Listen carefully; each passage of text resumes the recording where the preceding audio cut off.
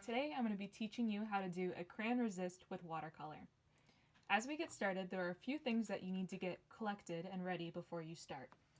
First of all, you'll need some sort of paper, whether or not that's paper towel or Kleenex, anything that you can use to blot the water off your paintbrushes.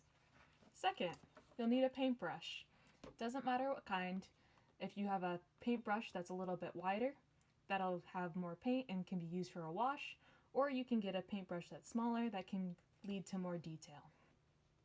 You're also going to need a box of crayons, in particular a white colored crayon or a crayon that's also very light in color, like yellow. Next, you'll need watercolor. These can be professional watercolors, or it can be something as simple as like a dollar store watercolor.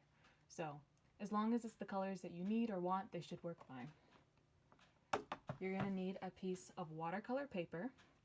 We recommend watercolor paper because if you use a normal piece of paper, sometimes the water can kind of rip up the paper a little bit because it gets too wet, or it'll cause the paper to curl. Watercolor paper is meant for watercolors, and so it'll help the color to stay on the paper, and it'll be a little bit easier to use. Lastly, you'll need some sort of container to hold your water. I used a glass jar. You can use plastic containers that are recycled. You can use any sort of container you would like.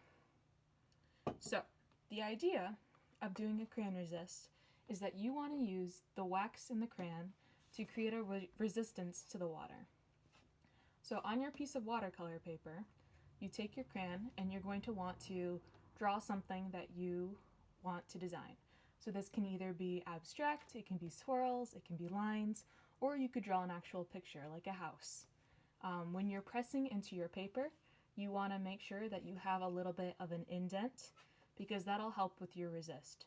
So if you only draw lightly on your paper, it may not work as well as if you are a little bit firmer when you draw.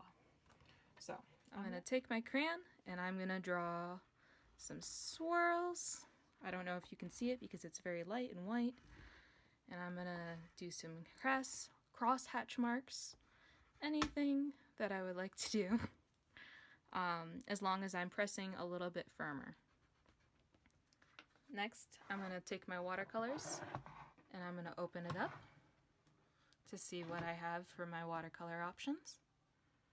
And I'm going to take my paintbrush and I'm going to tap it into my water and lightly tap it on the edge of the jar.